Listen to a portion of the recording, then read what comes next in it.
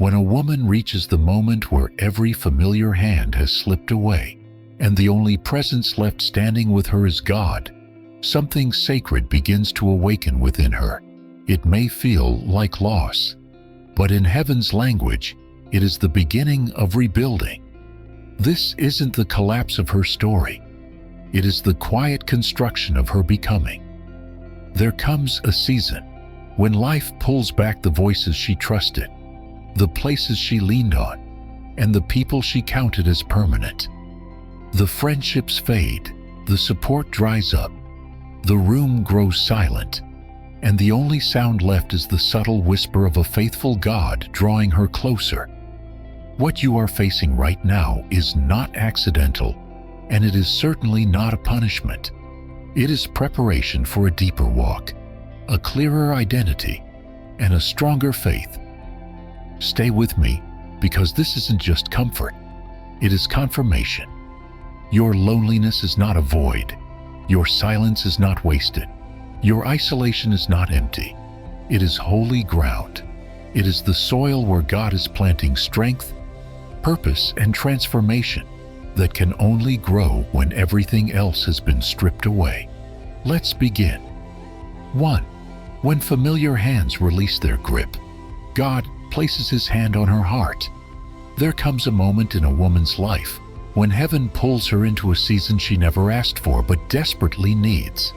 Not a season of comfort, but of clearing. She looks around and suddenly realizes the people she depended on are no longer standing where they used to. The long calls stop without warning. The promises fade without reason. The support she once leaned on shifts like sand beneath her feet. And though the emptiness stings, it is not cruelty. It is divine construction. This sacred distance is not meant to break her. It is meant to build her. Just as Paul wrote in 2 Timothy, when everyone stepped away, the Lord remained.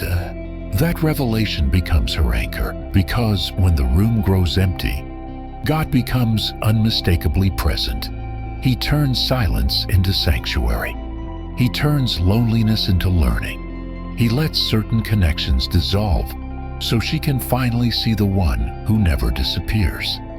He allows disappointment so she can witness His dependability. This is not abandonment. This is alignment. He is not taking people from her.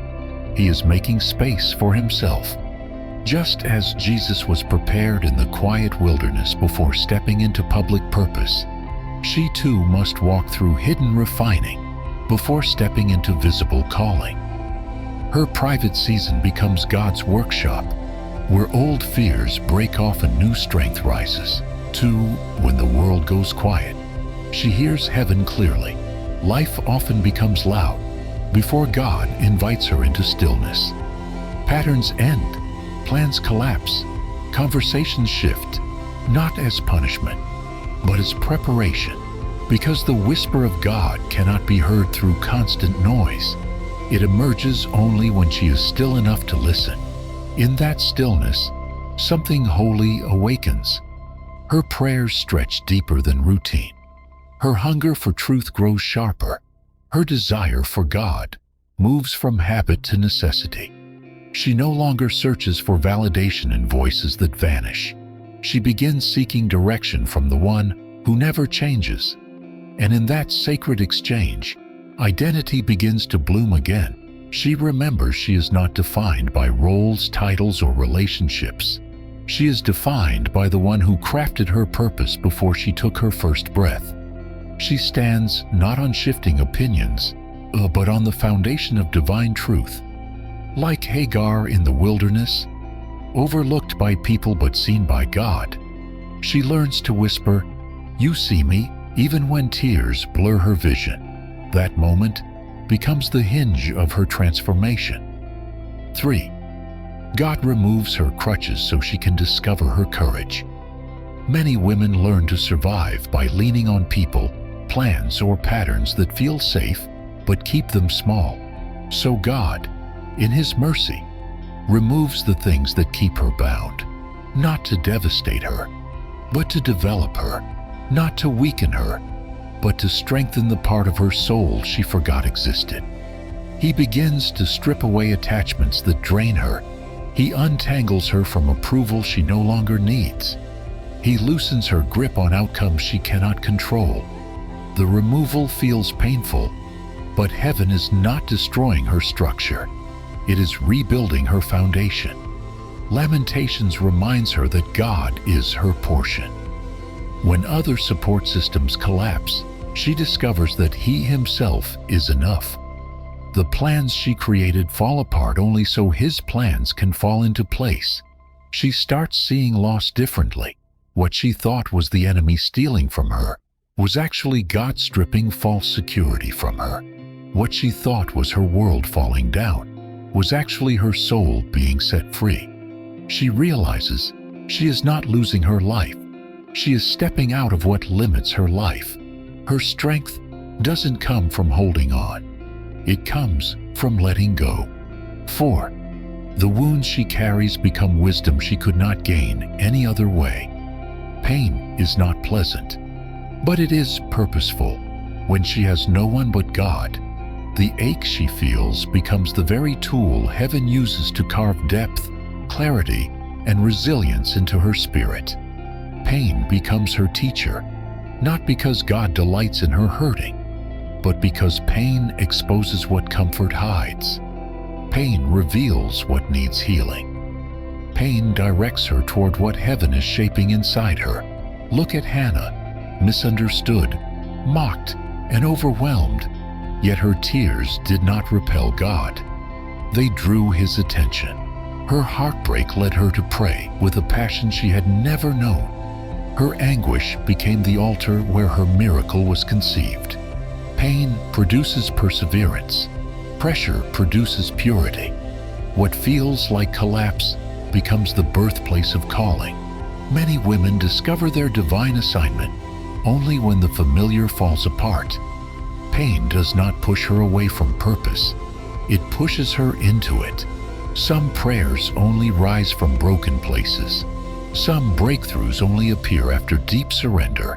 Some destinies only activate after disappointment strips away what is temporary. Pain is not her enemy. Pain is the doorway heaven uses to guide her toward the next chapter of her life. 5. When she is alone with God, she rediscovers who she truly is. When the noise dies down and the distractions fall away, God begins unveiling the woman He designed long before the world placed labels on her. Identity hidden behind expectations begins to rise. She stops seeing herself through the eyes of those who misjudged her. She starts seeing herself through the eyes of the one who formed her. Like Hagar, she enters the wilderness unwanted, yet encounters the God who calls her by name. She emerges with clarity, strength, and the awareness that she is chosen, not forgotten. She realizes she is not too much. She is made for more. The quiet becomes her classroom. The solitude becomes her sanctuary. The silence becomes her soil where confidence, faith, and calling take root. She begins seeing reflections of her strength in Deborah, her loyalty in Ruth, her courage in Esther, her surrender in Mary. These ancient women are not just stories. They are reminders of what God can form in a woman who is alone yet held by Him. 6. Isolation becomes the training ground for a faith that cannot be shaken. Some levels of faith cannot be built in crowds. They must be built in caves, deserts, and long nights where she has nothing left but trust. This is not Sunday faith. This is resilient, storm-tested, wilderness-forged belief that refuses to crumble. This kind of faith does not depend on outcomes. It depends on God alone. She starts saying, as Habakkuk did, "Even if nothing turns out the way I hoped, I will still rejoice." That is not the language of a woman who has everything. It is the language of a woman who has lost much, yet refuses to lose her praise. And that makes her unstoppable. The enemy cannot move a woman who no longer needs circumstances to confirm God's goodness. She is anchored, steady, unshaken. 7. Her loneliness becomes the womb where her calling grows. Purpose is rarely formed in public. It is conceived in secret. Elizabeth carried her promise quietly, because some blessings are too sacred to expose too soon. So it is with her. She is not being ignored. She is being incubated. She is not overlooked. She is being overshadowed. God hides what He intends to reveal at the right moment. The silence around her is not rejection. It is divine protection. She is not being set aside. She is being set apart. She is not empty. She is becoming. And when she rises from this hidden season, she will not emerge fragile. She will emerge focused. She will step out not as the woman she was, but as the woman she was born to become.